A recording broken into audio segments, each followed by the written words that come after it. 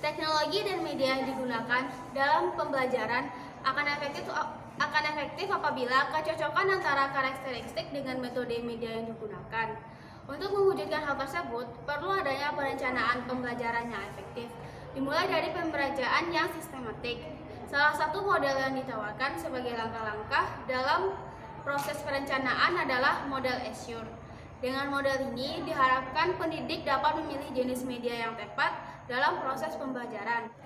Selanjutnya itu analyze learners, di mana menganalisa pembelajaran adalah salah satu faktor yang wajib hukumnya untuk dilakukan sebelum kita melaksanakan sebuah pembelajaran.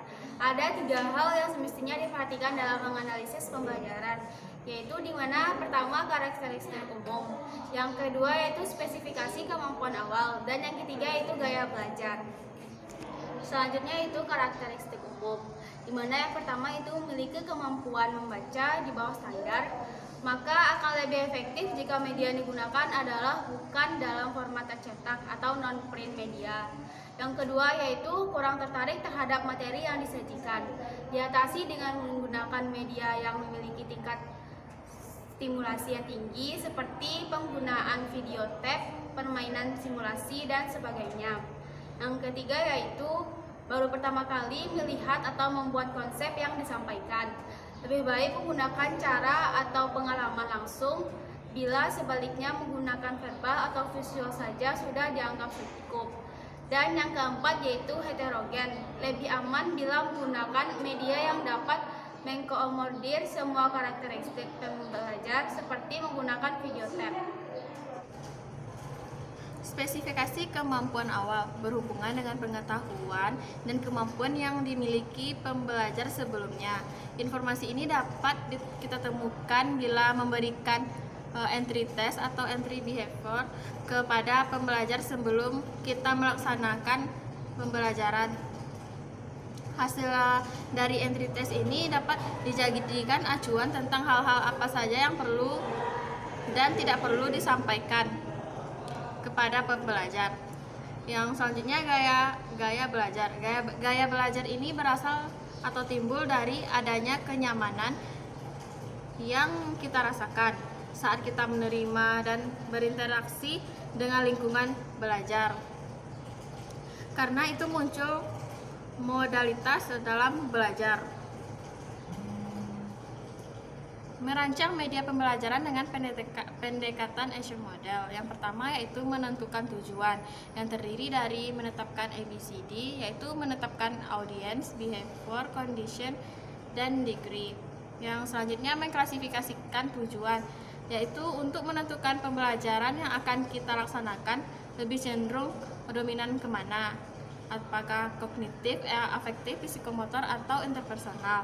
Yang selanjutnya perbedaan individu, yaitu berkaitan dengan kemampuan individu dalam menuntaskan atau memahami sebuah materi yang diberikan. Yang selanjutnya memilih metode, media, dan bahan-bahan, yaitu tidak ada satu metode yang lebih dari metode lain, dan tidak ada satu metode yang dapat menyenangkan atau menjawab kebutuhan pembelajar secara seimbang dan menyentuh. Sebelum memilih media, kita harus mempertimbangkan terlebih dahulu kelebihan dan kekurangan. Jangan sampai media yang kita gunakan menjadi bumerang atau mempersulit kita dalam pentransferan pengetahuan kepada pembelajar.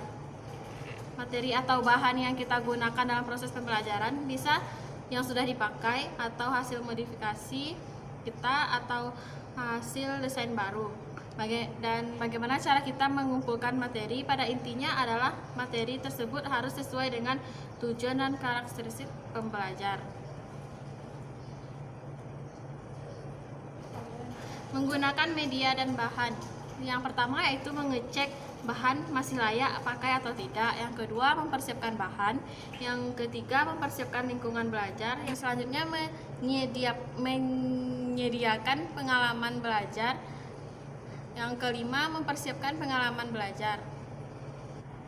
Baiklah, selanjutnya mengenai rekrut learner partisipan atau membutuhkan partisipasi siswa. Yang mana yang pertama yaitu ada behavioris, karena tanggapan atau respon yang sesuai dari pengajar dapat menguatkan stimulus dari siswa. Yang kedua, kognitif, yang mana karena informasi yang diterima pelajar dapat memperkaya skema mentalnya. Yang ketiga, konstruktivis, karena pengetahuan yang diterima akan lebih berarti dan bertahan lama jika itu pengalaman tersebut dialami oleh siswa itu sendiri atau melalui pengalaman langsung secara aktivitas dan dalam proses pembelajaran. Yang keempat, sosial, karena feedback atau tanggapan yang diberikan pengajar atau teman dalam proses pembelajaran dapat dijadikan sebagai ajang untuk mengoreksi segala informasi yang telah diterima dan juga sebagai support secara emosional. Selanjutnya itu evaluasi dan review. Evaluasi dan review ini adalah hal yang lazim dilakukan untuk melihat seberapa jauh media dan teknologi yang kita gunakan telah menghasilkan tujuan yang telah kita tetapkan sebelumnya. Dari hasil evaluasi ini akan timbul pertanyaan apakah media atau teknologi yang kita pilih tepat atau akan dimodifikasi ataupun tidak digunakan sama sekali. Selanjutnya yaitu langkah-langkah dalam pemilihan dan penentuan jenis media. Yang pertama, menentukan apakah pesan yang akan kita sampaikan melalui media tersebut pesan pembelajaran atau hanya sekedar informasi umum atau hiburan. Yang kedua, menentukan apakah media itu dirancang untuk keperluan pembelajaran atau hanya sekedar alat bantu pengajar bagi guru. Yang ketiga, menentukan apakah tujuan pembelajaran lebih bersifat kognitif, efektif, atau psikomotor. Yang selanjutnya, menentukan jenis media yang sesuai untuk jenis tujuan yang akan dicapai dengan mempertimbangkan kriteria lain. Yang selanjutnya itu mereview kembali jenis media yang telah dipilih. Apakah sudah tepat atau masih terdapat kelemahan atau ada alternatif jenis media lain yang lebih tepat. Selanjutnya yaitu langkah-langkah dalam pemilihan media pembelajaran. Yang pertama, penerangan atau pembelajaran. Yang kedua, tentukan transmisi pesan. Yang ketiga, tentukan karakteristik pelajar. Yang keempat, klasifikasi media. Yang selanjutnya, yang terakhir, analisis karakter masing-masing media. Sekian, terima kasih.